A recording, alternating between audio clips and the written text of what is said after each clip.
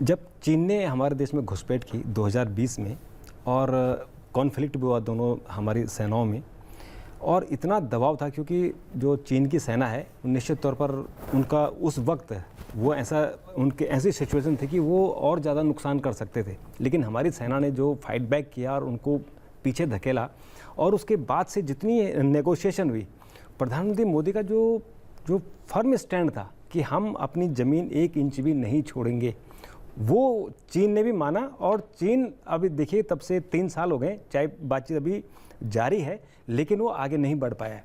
दूसरी बात कि जब ईरान पर अमेरिका की तरफ से अटैक हो रहे थे तो भारत पर दबाव डाला गया कि आप ईरान से तेल मत लीजिए, और तेल अगर आपको लेना हो तो हमसे लीजिए या ब्राज़ील से, या ऐसे उनको कुछ ऑप्शन देंगे। सॉरी आपको रोक रही हूं, but on your screens once again viewers you can see the president of Sri Lanka mister Ranil Wickremesinghe making his way to the forecourt of the Rashtrapati Bhavan. Before him, the president of Maldives also walked in and he was taken to the place wherein all the international dignitaries have been seated. The function will arrive in just about 13 minutes from now, and the Vice President, Mr. Jagdeep Dhankar, along with his spouse, Sudesh Dhankar, they are now departing for the Rashtrapati Bhavan, which is the venue for the historic occasion, the swearing-in ceremony of Prime Minister Narendra Modi, along with his Union Council of Ministers.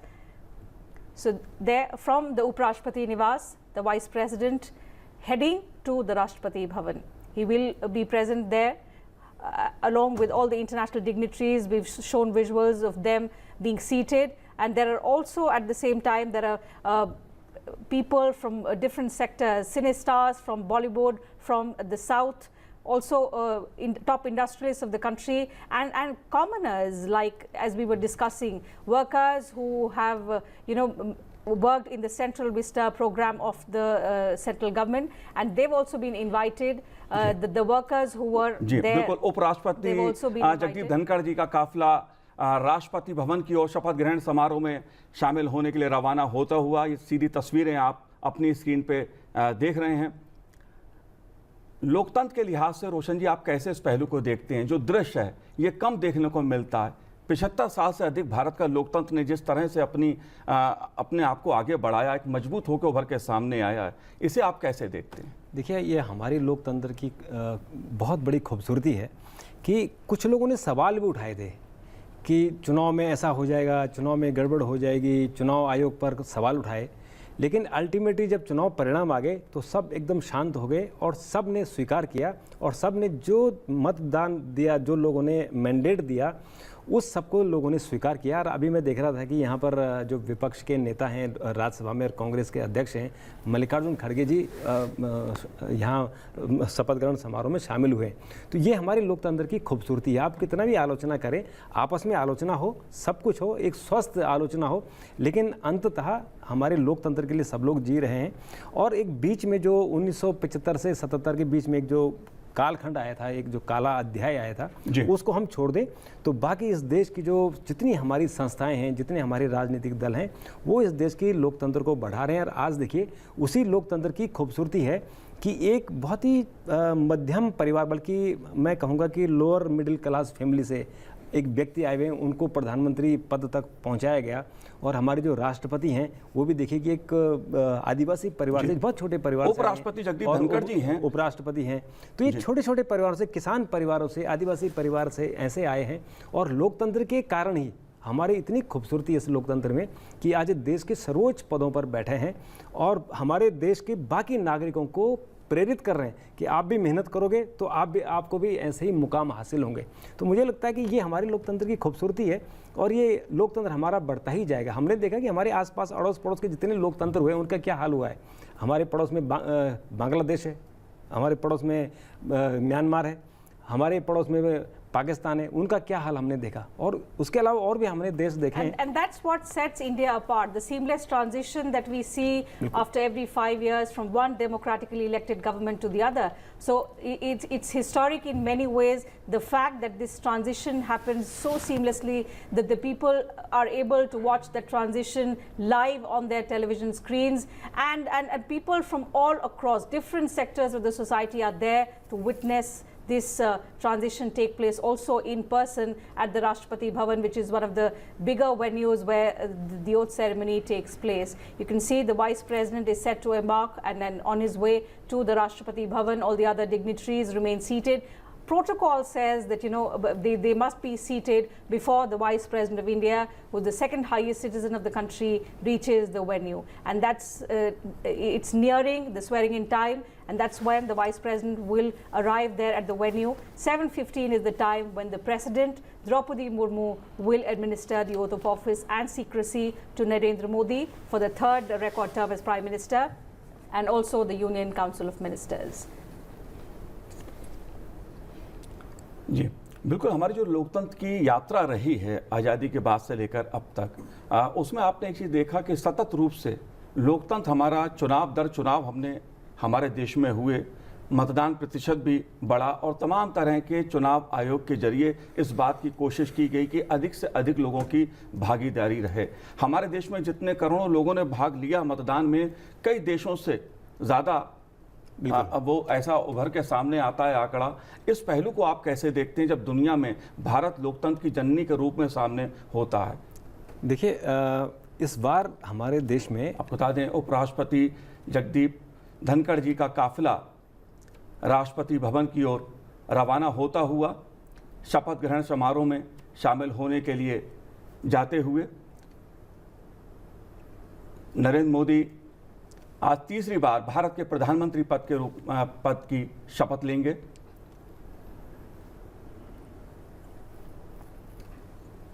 In fact, soon after the election results, the Vice President congratulated Prime Minister Modi for achieving this historic feat. Today, when the Prime Minister takes oath, he will only be the second Prime Minister in the history of India to take oath for a third consecutive term. This is something that the Vice President had also mentioned in his speech, and also, I mean, while in the past few days when he was addressing some interns at the Rajya Sabha program, he did happen to mention that in the history of independent India, this is the first time when we see someone being re-elected for a third term and now set to take oath as Prime Minister for a record third term. So as the Vice President is on his way to the Rashtrapati Bhavan, you can see all allies of the National Democratic Alliance seated there, top leaders including TDP Chief Chandrababu Naidu, JDU's Nitish Kumar, and also Mr. Pawan Kalyan. For Mr. Pawan Kalyan, it's been 100% strike rate. In fact, yesterday when we were listening to the Prime Minister's speech, the Prime Minister, on a lighter note, Mr. Fukan did say, "Ye Pawan nahi hai, ye aandhi hai." Yeah, it's so the kind of performance that the Jan Sena and all the other NDA allies have also registered in the just concluded general elections goes on to say that NDA indeed is a very strong alliance over the last 30 years. The alliance partners have remained intact, and all three in their respective areas, be it Prime Minister Modi or the two other important allies, the TDP and JDUs, their top leaders, रोशन जी, उनको भी विकास पुरुष कहा जाता है, चाहे वो चंद्रबाबू नायडू हो अपने क्षेत्र में या नीतीश कुमार रहे हो अपने क्षेत्र में, उन्होंने भी काफी सुशासन बाबू कहा जाता है, अनप्रेसिडेंटेड इलेक्शन विक्ट्रीज देखी हैं। और आज हालांकि एनडीए के लीडर्स का दिन है, तो हम ये डिस्कस कर सकते हैं कि कैसे तीन विकास पुरुष एक साथ मिलकर देश की बागडोर अब उनके हाथ में जा रही है। देखिए, हमने जो 1992 से पहले का बिहार देखा, जब कांग्रेस का राज था और बीच में कभी कभी जैसे जनता पार्टी का भी बीच में एक राज आया, लेकिन कांग्रेस के राज में बिहार ठीक ठीक था। लेकिन जैसे ही वहाँ लालू प्रसाद यादव और उनकी पार्टी का राज आया, तो उसमें जो हमने अव्यवस्था बिहार की देखी, वो अव्यवस्था मुझे लगता है कि बिहार का बहुत बड़ा युवा वर्ग था, बहुत ज़्यादा लोग थे जिन्होंने जो वहाँ से प्लान करके थे। इंडस्ट्री ख़त्म हो गई थी, सड़कें ख़त्म हो गई थी, लोगों को पता नहीं चलता था कि गड्ढे में सड़क है या सड़क में गड्ढा है। लेकिन उसके बाद जब एनडीए की वहाँ सरकार आई, नीतीश कुमार वहाँ मुख्यमंत्री बने, उपराष्ट्रपति जी का काफिला जो राष्ट्रपति भवन की ओर जाता हुआ शपथ ग्रहण समारोह में शामिल होने के लिए उपराष्ट्रपति जगदीप धनखड़ जी अपने काफिले के साथ राष्ट्रपति भवन की ओर जाते हुए। Yes, so after all the attendees, all the dignitaries have been seated at the Rashtrapati Bhavan forecourt. The second highest citizen of the country, Vice President and Chairman of Rajya Sabha, Mr. Jagdeep Dhankar, on his way to the swearing-in ceremony venue, wherein we will witness a historic occasion today. Narendra Modi will be sworn in as Prime Minister for a record third term. It's 7:10 by the clock, 5 more minutes, after which we will see President of India, Draupadi Murmu, come in, and she will administer the oath of office and secrecy, first to the Prime Minister and then to the Union Council of Ministers. I can share some details which I have got. Sure. 72 ministers are going to be sworn in. That's interesting. What's the highest number that the Council of Ministers So this is, you know, मुझे लगता है कि अभी मंत्रिमंडल का जो स्वरूप उभर के सामने आएगा तो तमाम नई जानकारियां उभर के और आएंगी। ये आधिकारिक रूप से नहीं, ये मैं जी। आपको आधिकारिक रूप से बोल सकता हूँ कि 30 कैबिनेट मंत्री होंगे, 30 cabinet ministers, 5 minister of state with independent charge और लगभग 36 मिनिस्टर्स ऑफ स्टेट होंगे। तो ये ऑफिशियली अभी रिलीज़ होने वाला है कि 72 in all is what is the number. 30 of them will be cabinet led by Prime Minister, of course, and the others that I mentioned, 30 cabinet ministers, 5 ministers of state with independent charge, and 36 ministers of state who will be working under cabinet ministers. Sure. So it's going to be a long. We'll talk about that after the swearing-in takes place officially, and we see all the ministers actually coming in and taking oath. But once again, let me take the viewers back to our screens. The convoy of the Vice President first was on its way to the Rashtrapati Bhavan, and now very soon we're going to see the swearing-in ceremony begin at 7:12. The President, as you all know, administers the oath of office and secrecy to the Prime Minister, and a historic occasion that we will all witness today as Narendra Modi will take oath as Prime Minister for a third straight term. History in itself, because after the first Prime Minister of India, Pandit Jawaharlal Nehru, Narendra Modi is only the second Indian to achieve that remarkable feat. Over the last 10 years, we've seen how he's propelled the Indian economy from the fragile 5 to the top 5, and his promise has been that when he gets a third term, he is going to propel India to the top 3. That's going to be, and that's something that we will of course see in terms of the kind of roadmap that the Prime Minister, along with his Union Council of Ministers, has already prepared. He is somebody who already, he envisions the future and he begins work. So even before he was elected, he did advise his ministers and the bureaucrats who work with him to work on a roadmap towards Viksit Bharat. And there you see the PM designate. For now, he is the PM designate before he takes oath as the Prime Minister of India for a record third term. He arrives at the venue to take oath as the Prime Minister of India for a third consecutive term. एक नया इतिहास रचने जा रहे हैं नरेंद्र मोदी जी। तीसरी बार लगातार भारत के प्रधानमंत्री पद की आज शपथ लेंगे और ये सीधी तस्वीरें आप अपनी स्क्रीन पर देख रहे हैं। एक नया इतिहास रचा है भारत के लोकतंत्र की दृष्टि से, भारत की राजनीति में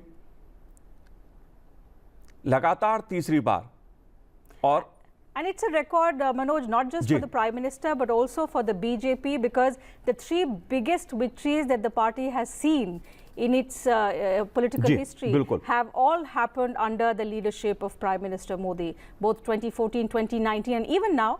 I mean, even though the party didn't touch the number of 272, but the party did get 240 seats on its own. We've seen how in the past, when there was an NDA coalition government, the highest number that the BJP got was 182. But 240 in itself, of course, is a big number. So all 3 big victories that the BJP has registered have all happened under Prime Minister Modi. So a record he's achieved not just for himself, but also for the party that he's propelled victorious for a third consecutive term.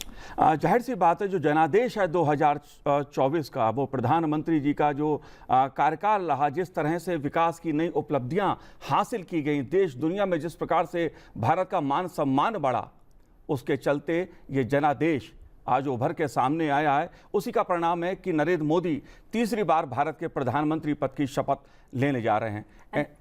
That's the seating arrangement that you see on the screen, wherein all those who will be taking oath, beginning with the Prime Minister, to the Union Council of Ministers who will take the oath of office today. So they've all, of course, been told in advance, and then they know that they will be taking oath. And then again, in front of them are all the dignitaries, right from the international dignitaries, which include the leaders of our neighboring countries, to the top political leaders of the country, and of course representatives also from the industry, from the film world. Also, we've seen representatives from all across the country, including the common man, who will witness this historic occasion today. So big welcome for the Prime Minister, and you see the probable ministers in the Modi 3.0 cabinet, they're all cheering and applauding. Very soon, the Vice President, Mr. Jagdeep Dhankar, along with his spouse, Sudesh Dhankar, they're arriving at the Rashtrapati Bhavan. He's the second highest citizen of the country, so as per protocol, he is among the last dignitaries to arrive after everyone is seated, and it's then that the President, the highest citizen of the country, will come and administer the oath of office. So following the protocol, the Vice President with his wife, they're now entering the venue, and the Vice President greeting all those present there at the venue. शपथ ग्रहण समारोह के मौके पर जो गणमान्य उपस्थित लोग हैं, अभिवादन स्वीकार करते हुए उपराष्ट्रपति जगदीप धनखड़ जी अभिवादन करते हुए ऐतिहासिक पल के गवाह, वो क्षण जब भारत एक नया इतिहास लिख रहा है। प्रधानमंत्री नरेंद्र मोदी लगातार तीसरी बार प्रधानमंत्री पद की शपथ लेने जा रहे हैं, और ये दृश्य ये दिखाता है कि हर कोई इस पल का गवाह बनना चाहता है, जो वहाँ मौजूद हैं राष्ट्रपति भवन के इस प्रांगण में, और बाकी जो स्क्रीन के जरिए आप सीधा प्रसारण देख रहे हैं। नरेंद्र मोदी, जिन्होंने विकास, राजनीति, आर्थिक, सामाजिक अवधारणाओं को बदला है और विकास की नई गाथा लिखी है, ये पल उसका भी गवाह है। ये भारत के लोकतंत्र के जनादेश का उत्सव है।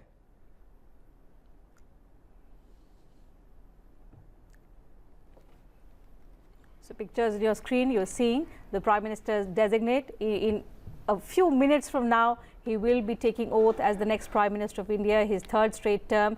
Prime Minister will achieve several records by doing so, and there he's joined by his probable Union Council of Ministers. The portfolios we'll get to know only after the oath ceremony, in front of a huge gathering of international dignitaries, of politicians, of representatives from different sectors. But the fact that these are pictures of a vibrant, strong, resilient democracy. We've just seen mammoth election process take place in the entire country.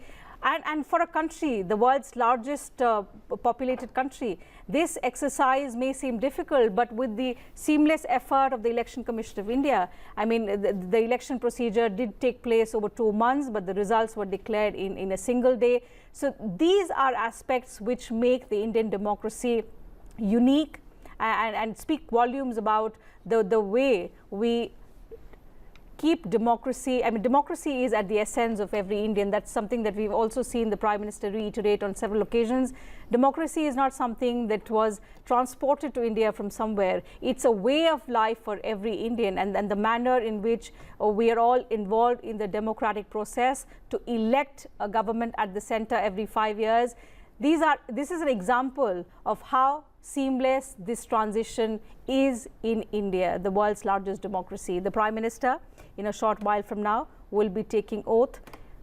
The President will arrive any time now. ब्यूग्लेस के stand पे ध्वनि के साथ उनका शुभागमन होगा।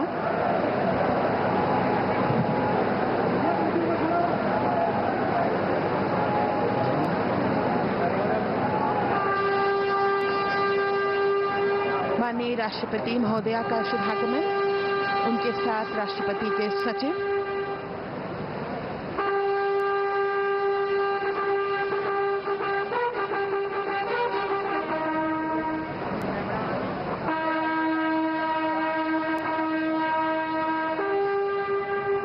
राष्ट्रपति के सैन्य सचिव मेजर जनरल मनजीत सिंह मनराल सेवा मेडल तथा राष्ट्रपति के एडीसी भी उनके साथ हैं।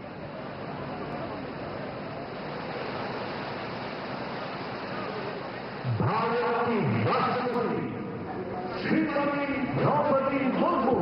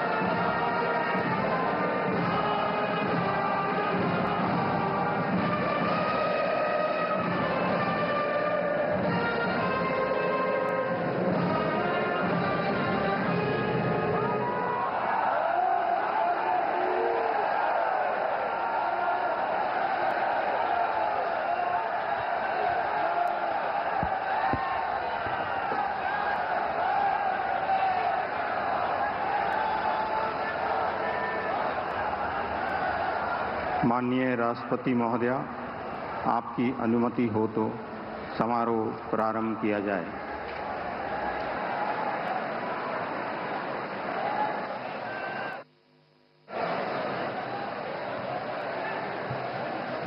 मंत्री श्री नरेंद्र दामोदर दास मोदी।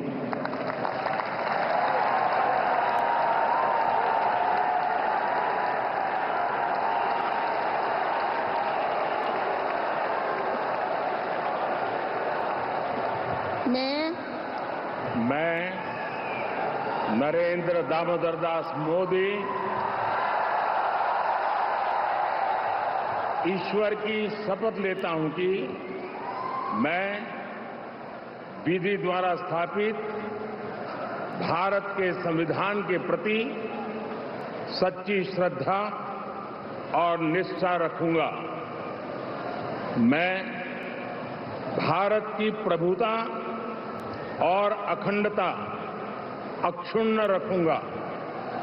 मैं संघ के प्रधानमंत्री के रूप में अपने कर्तव्यों का श्रद्धापूर्वक और शुद्ध अंतःकरण से निर्वहन करूंगा तथा मैं भय या पक्षपात, अनुराग या द्वेष के बिना सभी प्रकार के लोगों के प्रति संविधान और विधि के अनुसार न्याय करूंगा। मैं नरेंद्र दामोदर दास मोदी ईश्वर की शपथ लेता हूं कि जो विषय संघ के प्रधानमंत्री के रूप में मेरे विचार के लिए लाया जाएगा अथवा मुझे ज्ञात होगा, उसे किसी व्यक्ति या व्यक्तियों को तब के सिवाय जबकि प्रधानमंत्री के रूप में अपने कर्तव्यों के सम्यक निर्वहन के लिए ऐसा करना अपेक्षित हो, मैं प्रत्यक्ष अथवा अप्रत्यक्ष रूप से संसूचित या प्रकट नहीं करूंगा।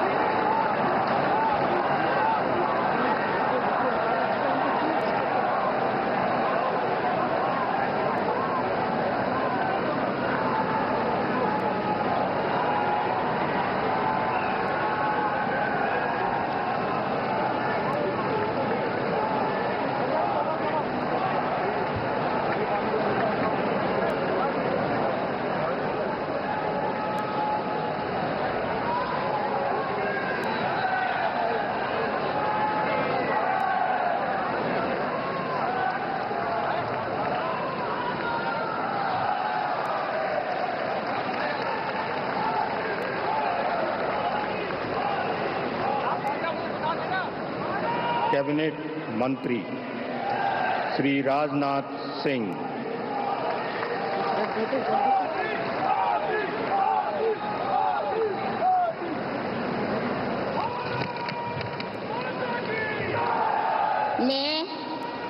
मैं राजनाथ सिंह ईश्वर की शपथ लेता हूं कि मैं विधि द्वारा स्थापित भारत के संविधान के प्रति सच्ची श्रद्धा और निष्ठा रखूंगा।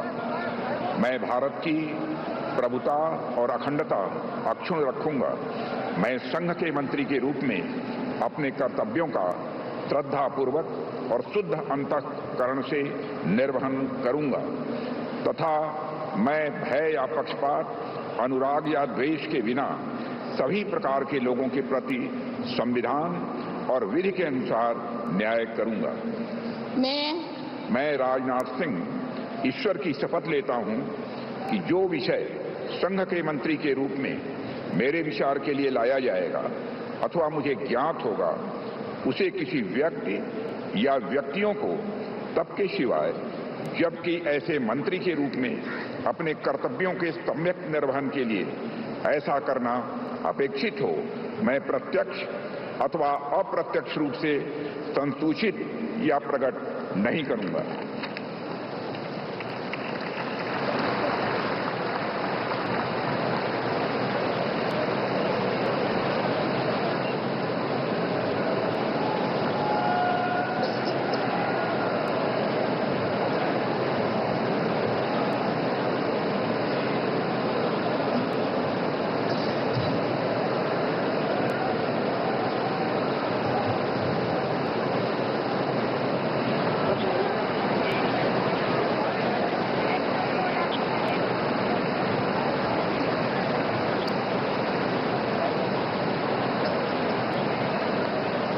श्री अमित शाह,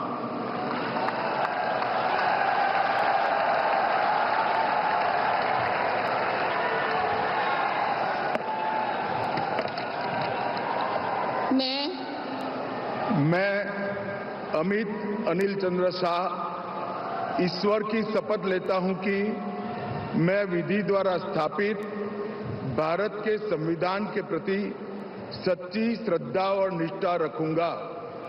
मैं भारत की प्रभुता और अखंडता अक्षुण्ण रखूंगा।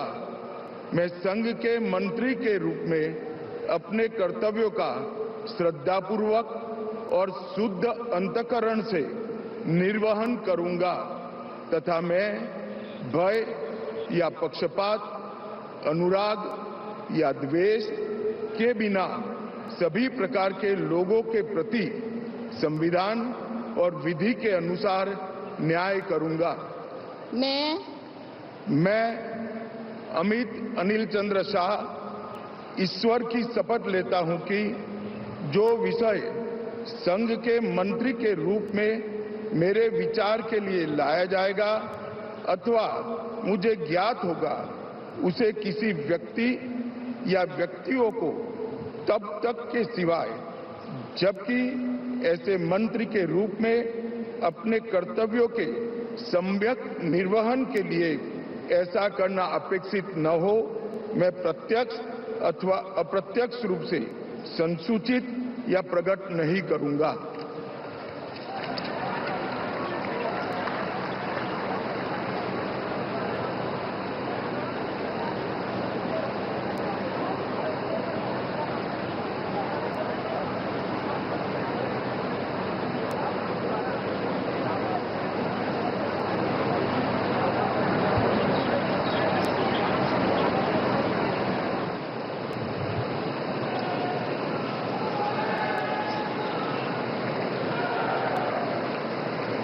श्री नितिन जयराम गडकरी,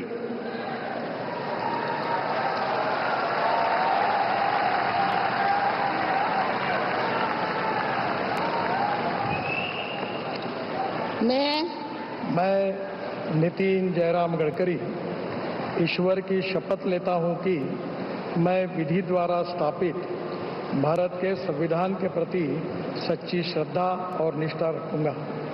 मैं भारत की प्रभुता और अखंडता अक्षुण्ण रखूंगा। मैं संघ के मंत्री के रूप में अपने कर्तव्यों का श्रद्धापूर्वक और शुद्ध अंतःकरण से निर्वहन करूंगा तथा मैं भय या पक्षपात, अनुराग या द्वेष के बिना सभी प्रकार के लोगों के प्रति संविधान और विधि के अनुसार न्याय करूंगा। मैं ईश्वर की शपथ लेता हूं कि जो विषय संघ के मंत्री के रूप में मेरे विचार के लिए लाया जाएगा अथवा मुझे ज्ञात होगा, उसे किसी व्यक्ति या व्यक्तियों को तब के सिवा जबकि ऐसे मंत्री के रूप में अपने कर्तव्य के सम्यक निर्वहन के लिए ऐसा करना अपेक्षित हो, मैं प्रत्यक्ष अथवा अप्रत्यक्ष रूप से संसूचित या प्रकट नहीं करूंगा।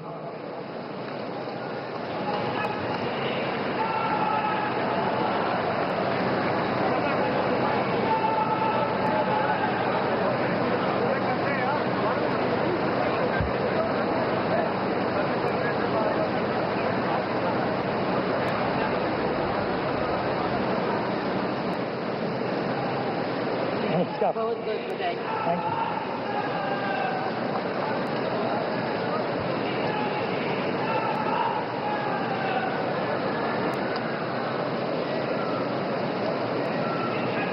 श्री जगत प्रकाश नड्डा।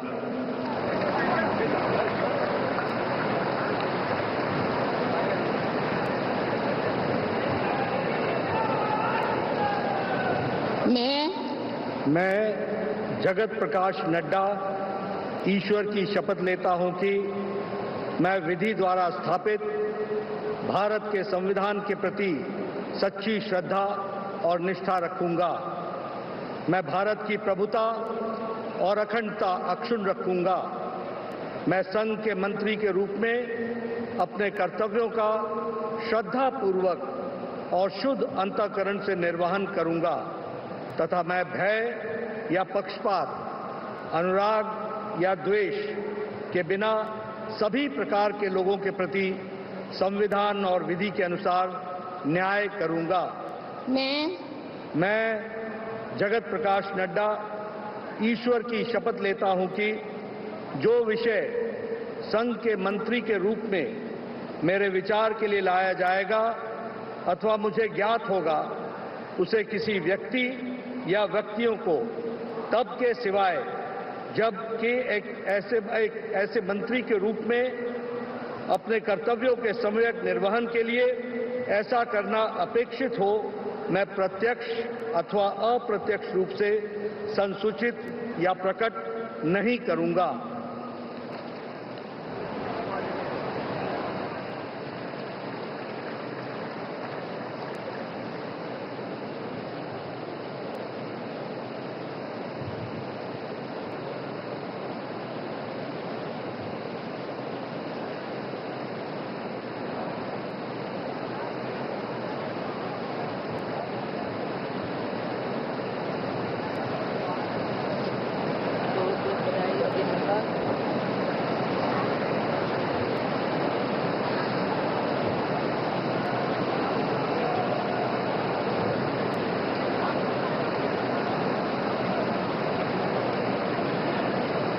श्री शिवराज सिंह चौहान।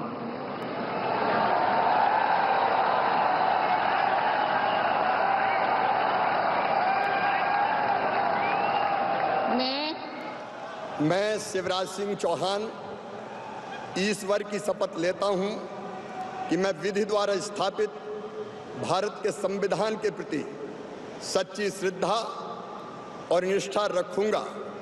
मैं भारत की प्रभुता और अखंडता अक्षुण्ण रखूंगा।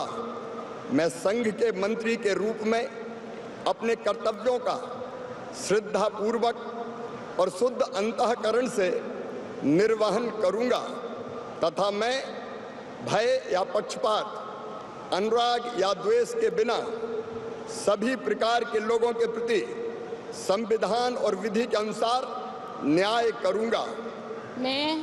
मैं शिवराज सिंह चौहान ईश्वर की शपथ लेता हूं कि जो विषय संघ के मंत्री के रूप में मेरे विचार के लिए लाया जाएगा अथवा मुझे ज्ञात होगा, उसे किसी व्यक्ति या व्यक्तियों को तब तक के सिवाय जबकि ऐसे मंत्री के रूप में अपने कर्तव्यों के सम्यक निर्वहन के लिए ऐसा करना अपेक्षित हो, मैं प्रत्यक्ष अथवा अप्रत्यक्ष रूप से संसूचित या प्रकट नहीं करूंगा।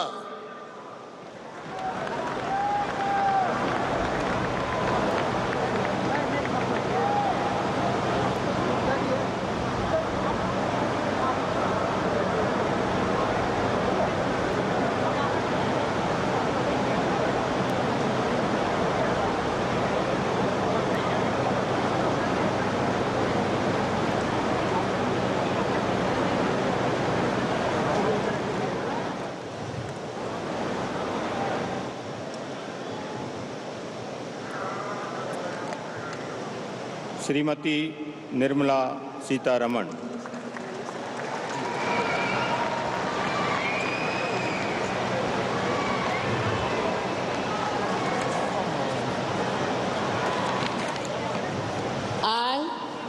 I, Nirmala Sitharaman, do swear in the name of God that I will bear true faith and allegiance to the Constitution of India as by law established, that I will uphold the sovereignty and integrity of India, that I will faithfully and conscientiously discharge my duties as a Minister for the Union, and that I will do right to all manner of people in accordance with the Constitution and the law, without fear or favor, affection or ill will.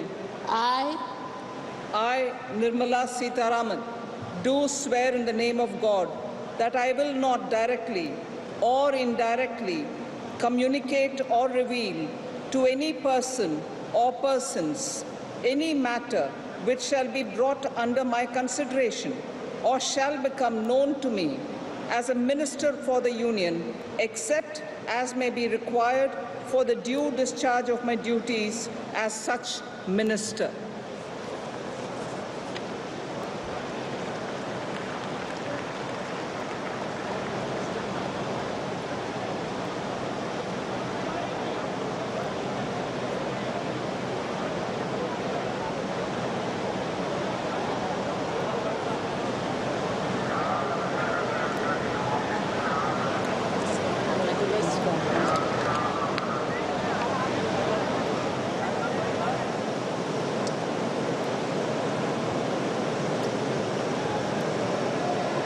Doctor Subrahmanyam Jaishankar.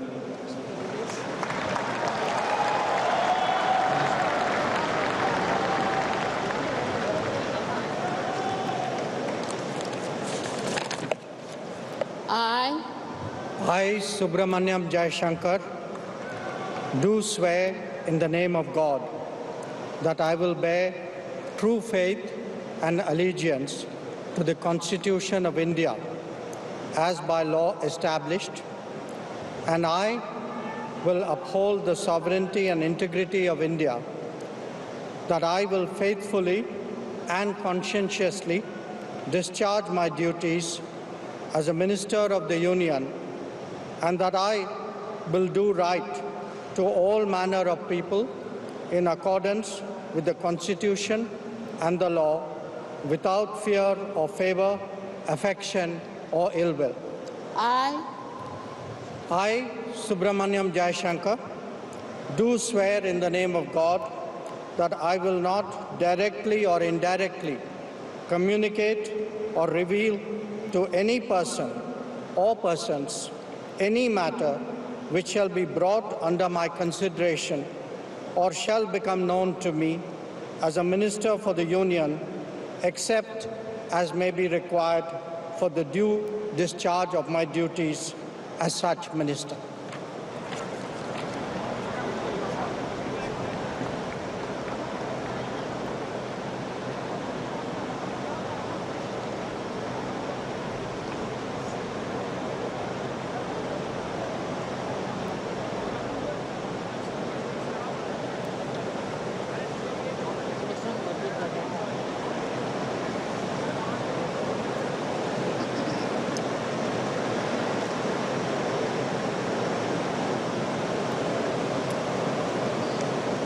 Shri Manohar Lal.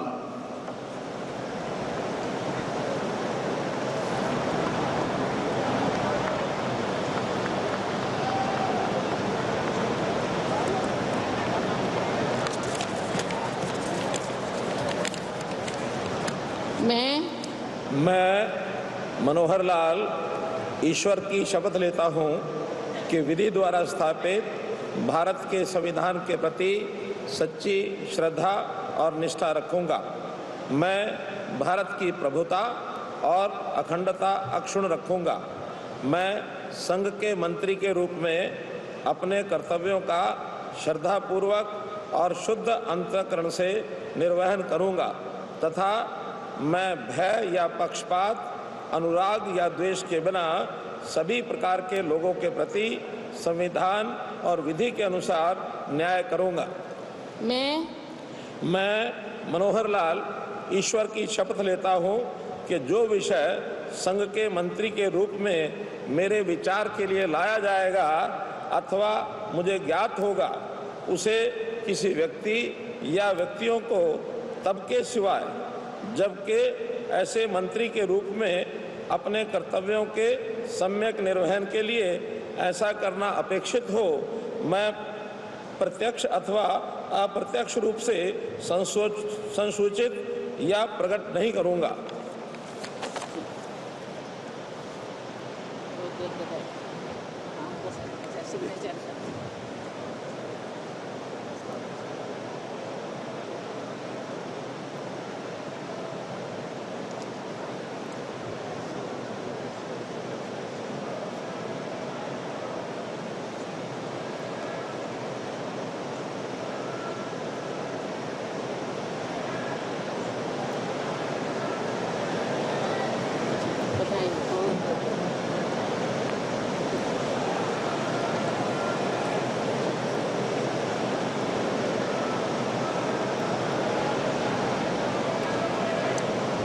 Shri HD Kumar स्वामी।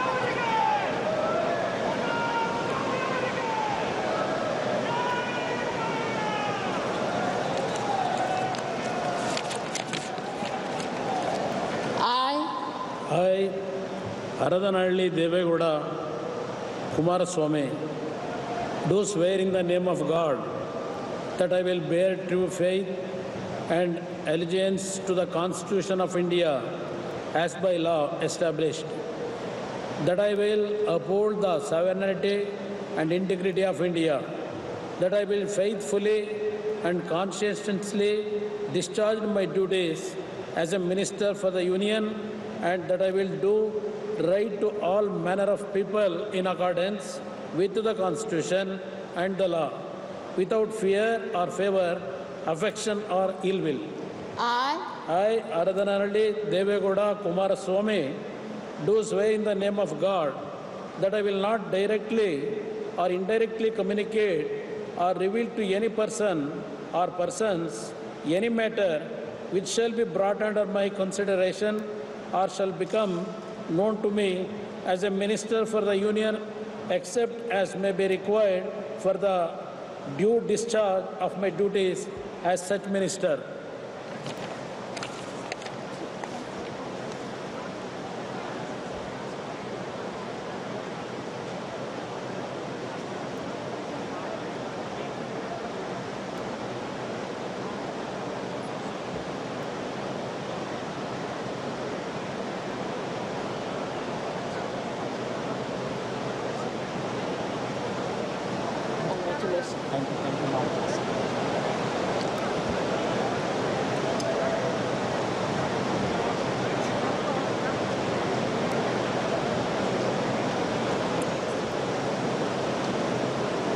श्री पीयूष गोयल।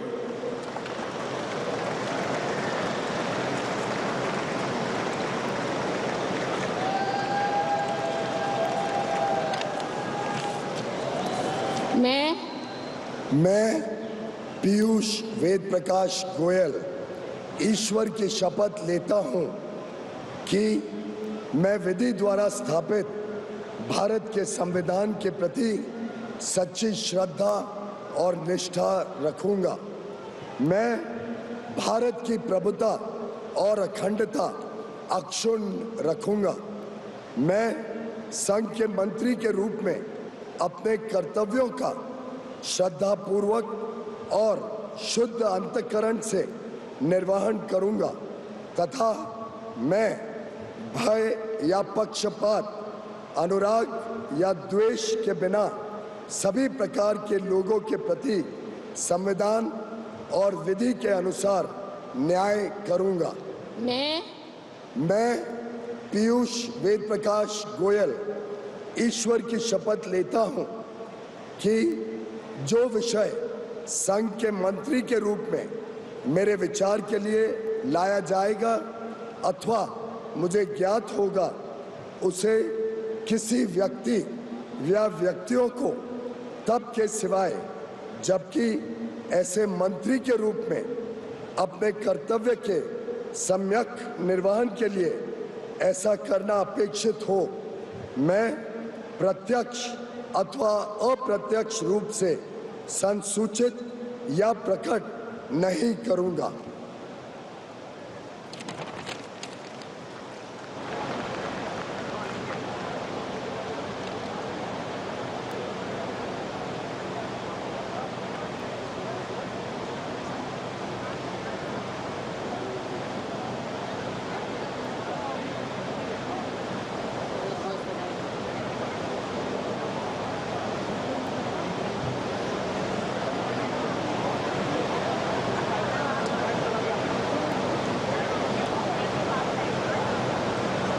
श्री धर्मेंद्र प्रधान।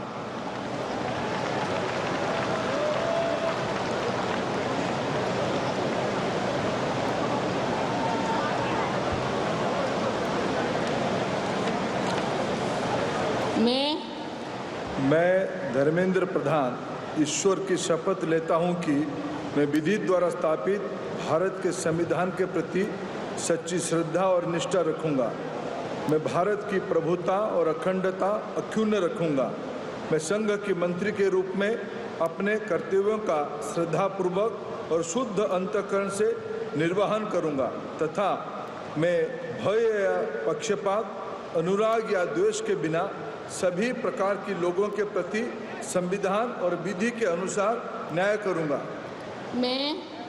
मैं धर्मेंद्र प्रधान ईश्वर की शपथ लेता हूं कि जो विषय संघ के मंत्री के रूप में मेरे विचार के लिए लाया जाएगा अथवा मुझे ज्ञात होगा, उससे किसी व्यक्ति या व्यक्तियों को तब के सिवाय जबकि ऐसा मंत्री के रूप में अपने कर्तव्यों के सम्यक निर्वहन के लिए ऐसा करना अपेक्षित हो, मैं प्रत्यक्ष अथवा अप्रत्यक्ष रूप में संसूचित या प्रकट नहीं करूंगा।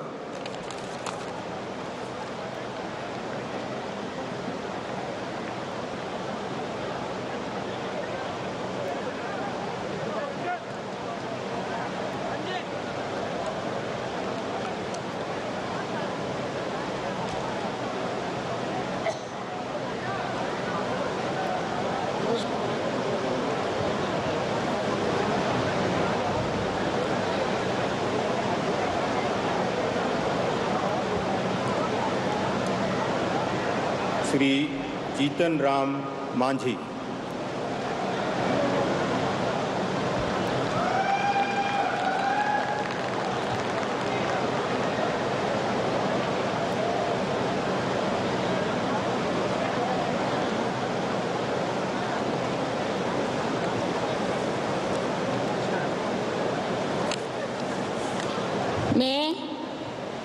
मैं जीतन राम मांझी सत्य निष्ठा से प्रतिज्ञा करता हूँ कि मैं विधि द्वारा स्थापित भारत के संविधान के प्रति सच्ची श्रद्धा और निष्ठा रखूँगा। मैं भारत की प्रभुता और अखंडता अक्षुण्ण रखूँगा। मैं संघ के मंत्री के रूप में अपने कर्तव्यों का श्रद्धापूर्वक और शुद्ध अंतःकरण से निर्वहन करूँगा तथा मैं भय या पक्षपात, अनुराग या द्वेष के बिना सभी प्रकार के लोगों के प्रति संविधान और विधि के अनुसार न्याय करूंगा। मैं जीतन राम मांझी सत्यनिष्ठा से प्रतिज्ञान करता हूं कि जो विषय संघ के मंत्री के रूप में मेरे विचार के लिए लाया जाएगा अथवा मुझे ज्ञात होगा, उसे किसी व्यक्ति या व्यक्तियों को तब के सिवाय जबकि ऐसे मंत्री के रूप में अपने कर्तव्यों का सम्यक निर्वहन के लिए ऐसा करना अपेक्षित हो, मैं प्रत्यक्ष अथवा अप्रत्यक्ष रूप में संसूचित या प्रकट नहीं करूँगा।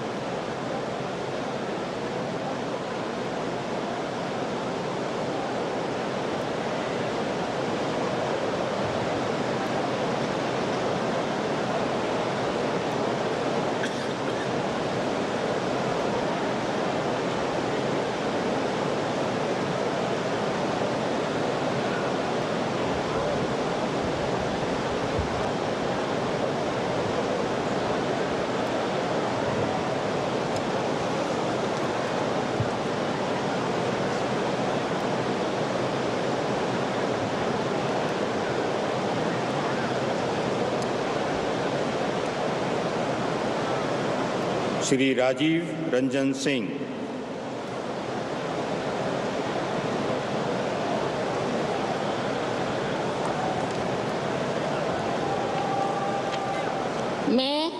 मैं राजीव रंजन सिंह उर्फ लालन सिंह सत्यनिष्ठा से प्रतिज्ञान करता हूं कि मैं विधि द्वारा स्थापित भारत के संविधान के प्रति सच्ची श्रद्धा और निष्ठा रखूंगा।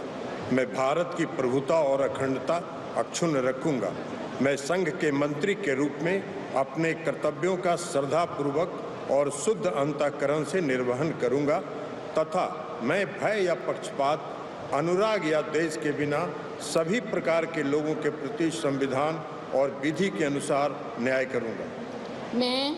मैं राजीव रंजन सिंह उर्फ ललन सिंह सत्यनिष्ठा से प्रतिज्ञान करता हूं कि जो विषय संघ के मंत्री के रूप में मेरे विचार के लिए लाया जाएगा अथवा मुझे ज्ञात होगा, उसे किसी व्यक्ति या व्यक्तियों को तब के सिवाय जबकि ऐसे मंत्री के रूप में अपने कर्तव्यों के सम्यक निर्वहन के लिए ऐसा करना अपेक्षित हो, मैं प्रत्यक्ष अथवा अप्रत्यक्ष रूप से संसूचित या प्रकट नहीं करूंगा।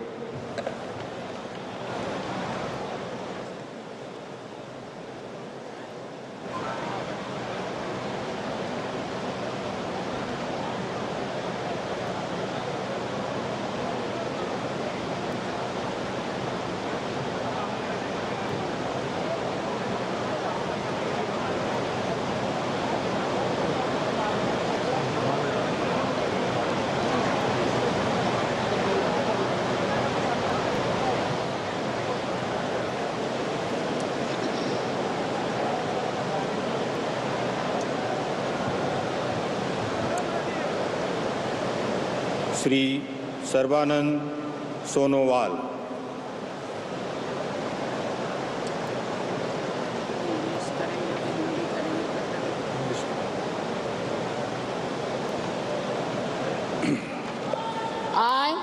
I, Sarvananda Sonowal, do swear in the name of God that I will bear true faith and allegiance to the Constitution of India as by law established, that I will uphold the sovereignty and integrity of India, that I will faithfully and conscientiously discharge my duties as a minister for the Union, and that I will do right to all manner of people in accordance with the Constitution and the law without fear or favor, affection or ill will.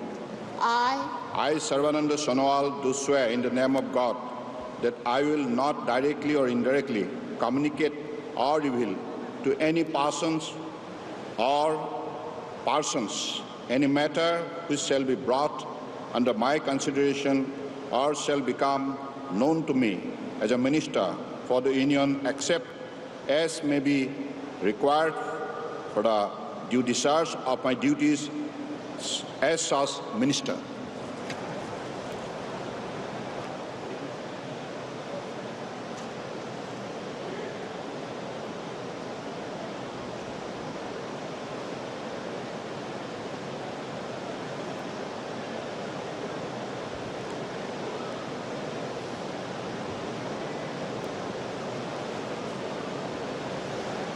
Congratulations.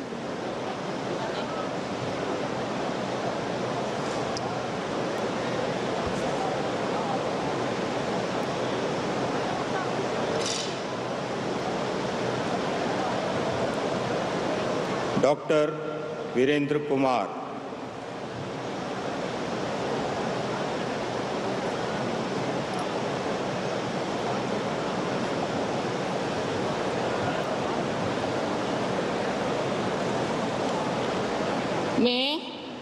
मैं doctor Virendra Kumar ईश्वर की शपथ लेता हूं कि मैं विधि द्वारा स्थापित भारत के संविधान के प्रति सच्ची श्रद्धा और निष्ठा रखूंगा। मैं भारत की प्रभुता और अखंडता अक्षुण्ण रखूंगा। मैं संघ के मंत्री के रूप में अपने कर्तव्यों का श्रद्धापूर्वक और शुद्ध अंतःकरण से निर्वहन करूंगा तथा मैं भय या पक्षपात, अनुराग या देश के बिना सभी प्रकार के लोगों के प्रति संविधान और विधि के अनुसार न्याय करूंगा।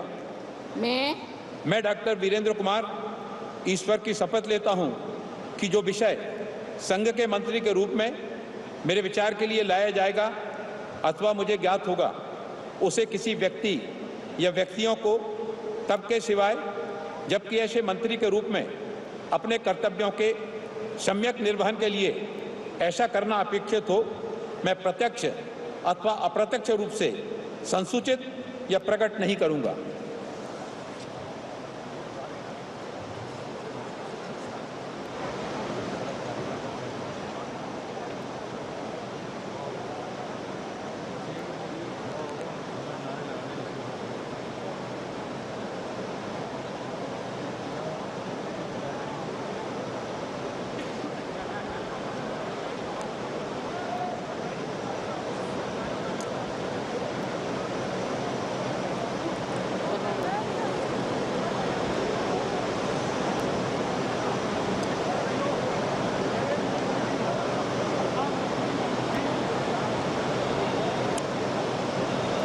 श्री किंजरप्पू राम